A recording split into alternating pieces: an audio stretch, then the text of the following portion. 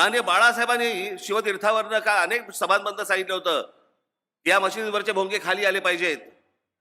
जर ती गोष्ट जर समजा राज ठाकरे करत असेल तर उद्धव ठाकरे आडवा येतोच कसा?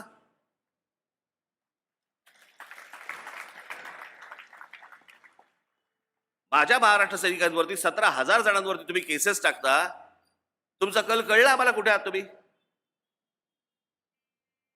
ही काँग्रेस, जे स्वातंत्र्यवीर सावरकरांचा, हे राहुल गांधी, अक्कल पण नाही त्याला. स्वातंत्र्यवीर सावरकरांचा अपमान करते. त्या दिवशी आमच्या त्या आपल्या खासदार वर्षाताई गायकवाड,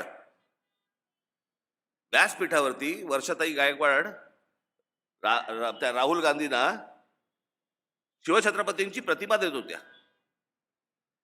ती प्रतिमा त्यांनी घेतली, अशी बघितली, प्रतिमेकडे बघितलं आणि दुर्लक्ष केलं, दुसरीकडे तोंड फिरवलं.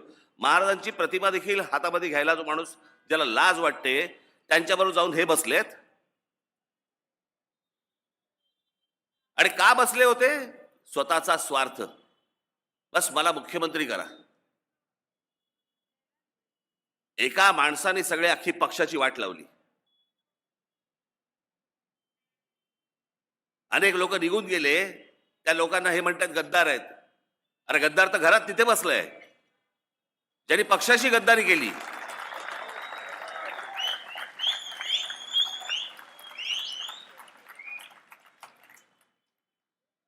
काय असतं, एक एक कुटुंब असतं. त्या कुटुंबामध्ये 3 मुलं असतात. पहिल्याचं लग्न होतं, सुनबाई घरामध्ये येते, सासूबाईशी पहिलं भांडण सुरू होतं. तो मुलगा म्हणतो जाऊ दे, मरू दे, आपण घर दुसरं करू, आपण दुसरीकडे जाऊ. म्हणून तो मुलगा आणि ती सूनबाई, ती मुलगी बाई त्याची दुसऱ्या घरामध्ये राहायला सुरुवात करतात.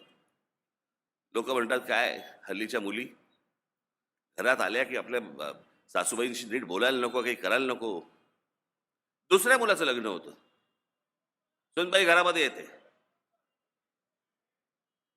सकाळच का?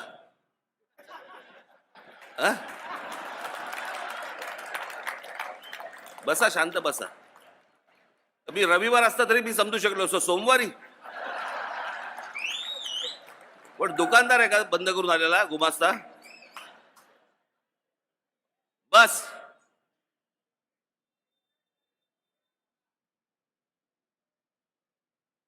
दुसऱ्या मुलाचं लग्न होतं. सुनबाई घरामध्ये येते. थोड्या दिवसात सासूबाईंशी भांडण सुरू होतं, वाद सुरू होतात, सगळं सुरू होतं. तो मुलगा म्हणतो आपण जाऊन दे, आता आपण दुसऱ्या घरात जाऊन राहू, आपण दुसरीकडे जाऊन राहू. म्हणून दुसऱ्या पण मुलगा निघून जातो घरामधनं. तिसरी सून येते. लोक म्हणतात काय हल्लीच्या मुली घरात आले ना की नुसते आपले फक्त त्या घर फोडायचंच काम करतात. तिसरी मुलाचं लग्न होतं. तिसरी सून येते. तिसरी सून आल्यावरती परत सासूशी भांडण सुरू होतं. तिसरा मुलगा म्हणतो मला आता घर सोडून जायचं, मी तिसरा मुलगाही घर सोडून जातो. तेव्हा लोक बोलायला लागतात काहीतरी सासूत प्रॉब्लेम आहे. कळलं का? तसं ही जी शिवसेनेची सासू बसली आहे ना आतमध्ये, तिथे तिचा प्रॉब्लेम आहे.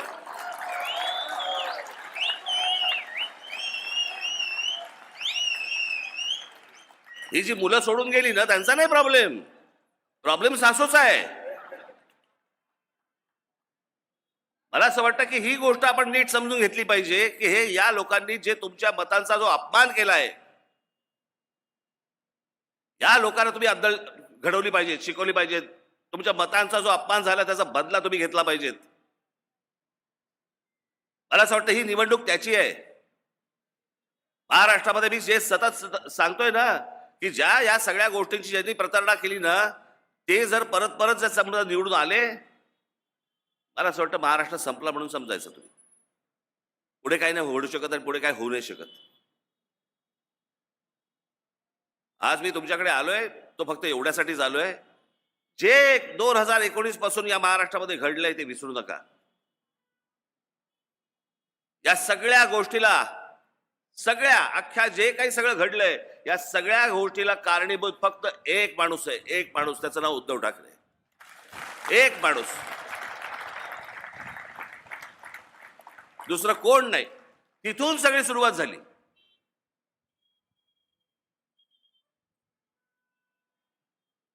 म्हणजे गंमत बघा, या माणसाच्या वागणुकीमुळे पहिल्यांदा राणे बाहेर पडले, मग मी बाहेर पडलो, मग शिंदे बाहेर पडले. पण जो माणूस महाराष्ट्र म्हणजे माननीय बाळासाहेबांना जो त्रास देऊन जो फुटून पहिला जो गेला माणूस, ते छगन भुजबळ, ते भुजबळांबरोबर हा माणूस त्यांना मातोश्रीवरती जेवायला बोलवतो. म्हणजे बाळासाहेबांना त्रास दिला हा सोडून द्या, त्याचा ह्याला काही देणं घेणं नाही. आणि बाकीच्यांकडे बाकीचे शत्रू व्हायचे. माननीय बाळासाहेबांकडे बघण्याचा यांचा दृष्टिकोन बघा, आणि ह्यांनी जी कृत्य केली आहेत ना त्या पण गोष्टी बघा. एकदा सगळ्या गोष्टींना विचारांना एकदा उजळली द्या. गेल्या 5 वर्षामध्ये काय झालं, हा माणूस कसा वागला, कोणाशी काय केलं, त्या करोना काळामध्ये कसा वागला, हे सगळ्या गोष्टी आठवा आणि 20 तारखेला मतदानाला जा. येत्या 20 तारखेला ही ही निवडणूक महाराष्ट्रासाठी खूप महत्वाची निवडणूक आहे.